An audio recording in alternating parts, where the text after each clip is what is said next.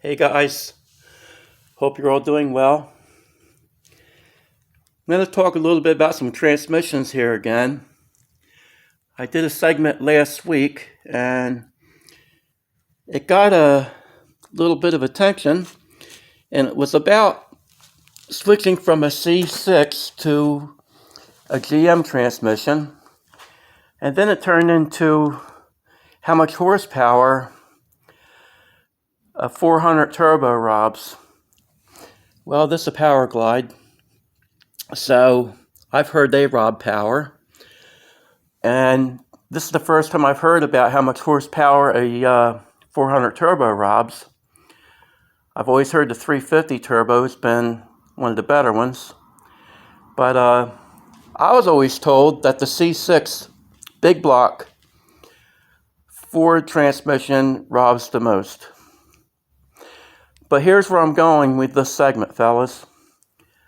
If the 400 turbo robs 125 horsepower, like I'm told, and you have an engine, excuse me guys, that makes 165 horsepower in a truck, and that's what I looked up.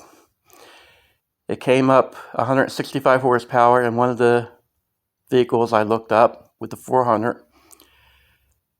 How much horsepower does that leave you? Well, 40 horsepower. So you're going to have something that don't have very much get up and go. If your vehicle has 40 horsepower to get you down the road, fellas, all you Chevy guys out there, when's the last time you hit your gas pedal? Did your 305 or 350 feel like it had 40 horsepower because you had a 400 turbo in it? It'd take you a long time to get to the grocery store or to get down the road if you had 40 horsepower. You'd have mopeds passing you, and you wouldn't be able to pull out in front of anybody. You wouldn't be able to pass anybody. Guys, I'm going to tell you, I don't believe it, and it'd have to be proven to me because it doesn't work out on paper. And think about this, fellas. The 400 with the overdrive would rob even more in my book. So I wish I could actually have this proven to me, how much horsepower a 400 turbo robs.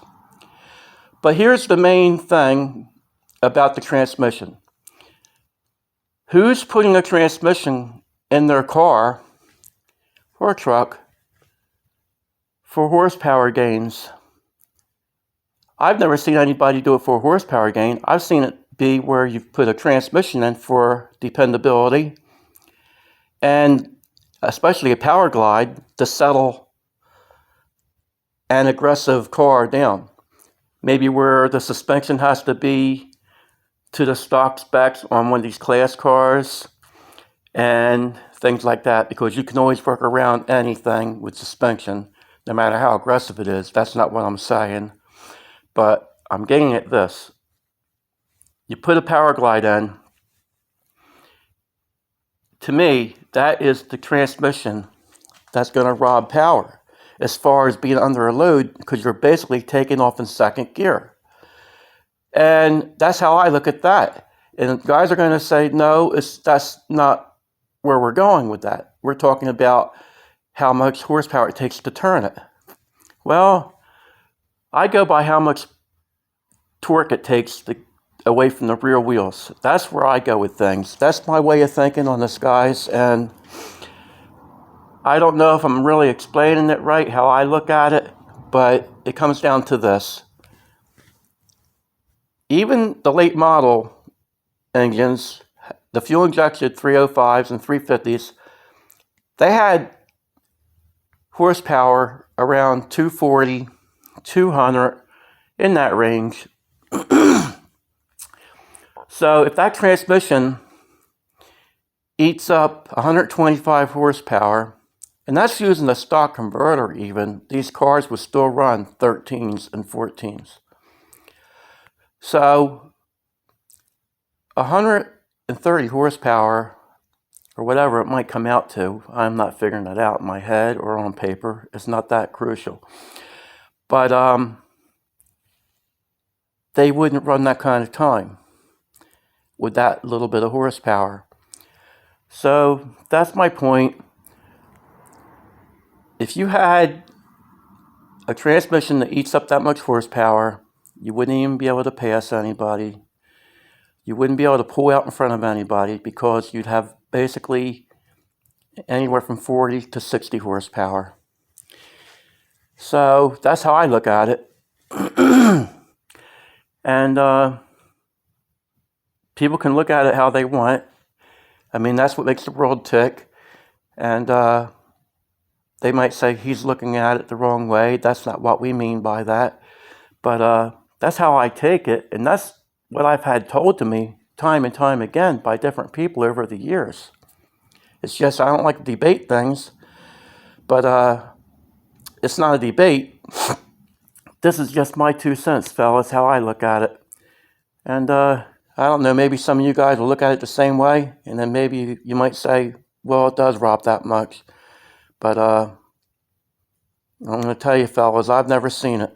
I just never saw where putting a turbo 400 in killed anything. My friend had every transmission in a S10, and I told the story before. It ran the same with every transmission. And even I would think, how could that be possible going from a Power Glide to a Turbo 350 to a 400 when they're all geared different? How would it run the same number? But it did. It wasn't my truck. It was his, and it was a fast truck. I mean, it wasn't something making barely any horsepower. So in something that's not making good power, it would show up more. It would be more crucial. So people need to consider that too. Because before one guy gets on there and says, well, mine dogged right out. What gear did you have? What converter did you have?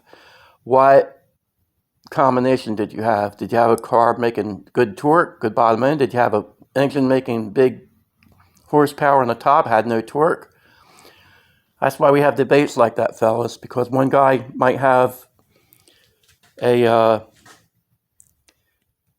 motor that the transmission kills off, and another guy will say he picked up with it. So anyway, guys, I'm going to wrap this up, and